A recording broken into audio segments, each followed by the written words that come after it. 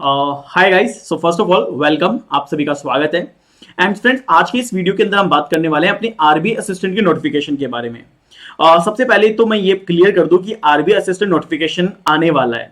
ये क्यों होल्ड है और ये क्यों रुका हुआ था, इसके पहले तो आप सभी जानते ही हैं कि आरबीआई की इस समय सबसे पहले तो सैलरी हाइक के ऊपर काफी समय से बहुत चल रहा था, उसके ऊपर मुद्दा चल रहा था कि सैलरी हाइक होनी है, सैलरी हाइक होनी है। तो एक तो वो मुद्दा था जिसकी वजह से कि आरबीआई असिस्टेंट का नोटिफिकेशन आउट नहीं हो रहा था। सेकंड थिंग ये था कि आरबीआई असिस्टेंट में जो गार्ड वगैरह की वैकेंसी निकली थी तो उनकी भी ज्वाइनिंग आनी थी, तो उनकी ज्वाइनिंग आने की वजह से भी जो असिस्टेंट का नोटिफिकेशन है वो रुका हुआ था।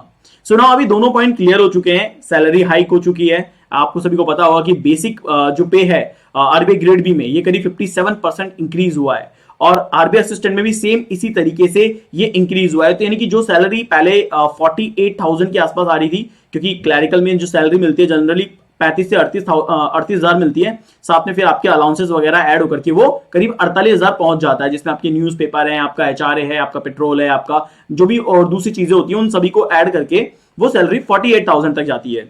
तो जो कि इंक्रीज हो गई है, अब वो करीब 65,000 के आसपास पहुंच चुका है। तो इट्स अ गुड नंबर, क्योंकि जनरली जो पीएसबी बैंक है उसके अंदर जो पीओ की सैलरी होती है उसके बराबर की सैलरी आपकी आरबीआई असिस्टेंट की हो गई है। तो सबसे पहली चीज जो मुद्दा था जिसकी वजह से आरबीआई असिस्टेंट नोटिफिकेशन नहीं आ रहा था, वो अभी यहां पे सेट हो गया है। दूसरी बात यह है कि बहुत सारे ऐसे कैंडिडेट है जो काफी समय से लगातार पूछ रहे हैं कि sir RBI grade B and assistant, क्या इन दोनों का सिलेबस एक होता है, अलग होता है? क्या आईबीपीएस का सिलेबस अलग होता है, आरबीआई का अलग होता है? पहली चीज तो मैं क्लियर कर दूं, देखो ग्रेड बी के अंदर जो सेकंड पेपर होता है वो आपका सब्जेक्टिव होता है, राइट? कि किस पोस्ट के लिए आपने भरा है। लाइक सपोज करिए कि कैसे कई सारे ऐसे बच्चे होते हैं जो इकोनॉमिक्स के लिए भरते हैं, राजभाषा के लिए भरते हैं, तो उनका सिलेबस अलग होता है, उनका सेकंड पेपर अलग होता है। लेकिन जो उनका पेपर नंबर 1 होता है, जो प्री होता है, वो बिल्कुल आईबीपीएस पीओ जैसा होता है। लेकिन एक अच्छे लेवल का आरबीआई ग्रेड बी का प्री होता है, वो इतना आसान नहीं होता है जितना आसान हो सकता है शब्दों में आपको लग रहा हो कि ठीक है मैं निकाल लूंगा। रही बात आरबीआई असिस्टेंट की, तो देखिए आरबीआई असिस्टेंट का पेपर बिल्कुल आपके एसबीआई क्लैरिकल के लेवल का होगा। अगर मैं बात करता हूं सपोज करिए उसके सिलेबस को लेकर के, तो सिलेबस बिल्कुल सेम एज इट इज है। मैथ्स, रीजनिंग, इंग्लिश आता है आपका प्री में, 100 मार्क्स का होता है। ये पूरा पेपर होता है, पूरा आपको 60 मिनट मिलता है।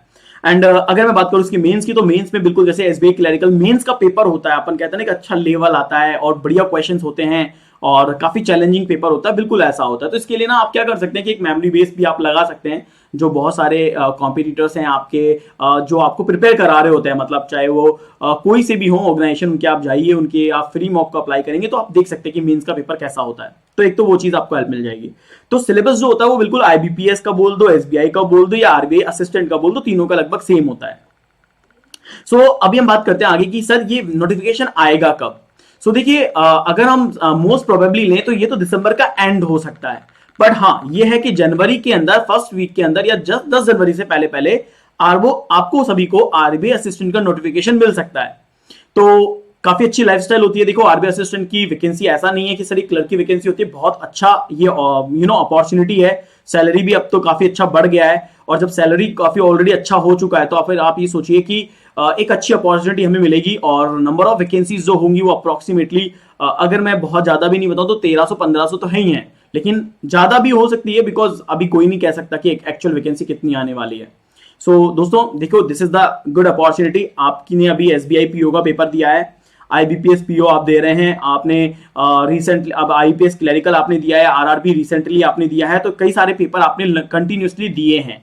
तो आपकी इस प्रिपरेशन को आप रोकिएगा नहीं। ऐसा मत सोचिएगा कि अभी आईबीपीएस क्लर्क हमने दे दिया तो आगे कोई क्लरिकल का एग्जाम नहीं है या कोई असिस्टेंट का एग्जाम नहीं है तो मैं अपनी प्री की तैयारी को छोड़ के मेंस पे लग जाता हूं। आपको अपने प्री की मॉक लगातार देते रहने हैं जब तक कि आरबीआई असिस्टेंट तक की वैकेंसी नहीं आ जाती है, और वो नहीं हो जाती है। वो इसलिए क्योंकि आप सभी जानते हैं कि प्री का कट ऑफ हाई जाता है, प्री का पेपर थोड़ा सा सही होता है, और नंबर ऑफ एस्पायरेंट्स जो होते हैं वो स्पीड और एक्यूरेसी की वजह से अपना स्कोर गवा बैठते हैं। नहीं तो ऐसा नहीं है कि उनको नहीं आता, उनको आता है, लेकिन वही उनकी एक्यूरेसी नहीं होती है, उनकी स्पीड नहीं होती है। तो अच्छी स्पीड और अच्छी एक्यूरेसी पे आप आरबीआई असिस्टेंट को इजीली विन कर सकते हैं।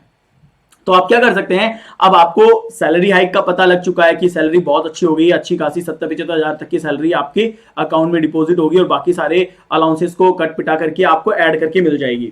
सेकेंड थिंग, आपको सिलेबस के बारे में ऑलरेडी आपको पता है कि सिलेबस हमारा क्या है। So now this is the time जब आपको असिस्टेंट की तैयारी के लिए भी लग जाना चाहिए, और लगातार, ऐसा नहीं है कि प्री खत्म हो गया सर 18-19 के बाद तो अभी मुझे नहीं देना है, आपको कंटिन्यूसली देते रहना है, सो दैट कि आपकी एज अच्छी रहे, आपकी पकड़ अच्छी रहे, प्री के कॉन्सेप्ट के ऊपर आपकी स्पीड अच्छी रहे और आप अच्छे से एग्जाम निकाल लो। तो चलिए वेट करते हैं और बहुत ही जल्दी ये गुड न्यूज मैं आपको देने वाला हूं कि आरबी असिस्टेंट भी आ चुका है। सो वीडियो अच्छा लगे तो प्लीज ये शेयर करिएगा, क्योंकि ये एक इन्फॉर्मेटिव वीडियो है जिसके अंदर मैंने काफी सारी बातें आपको बता दी है। तो थैंक यू सो मच।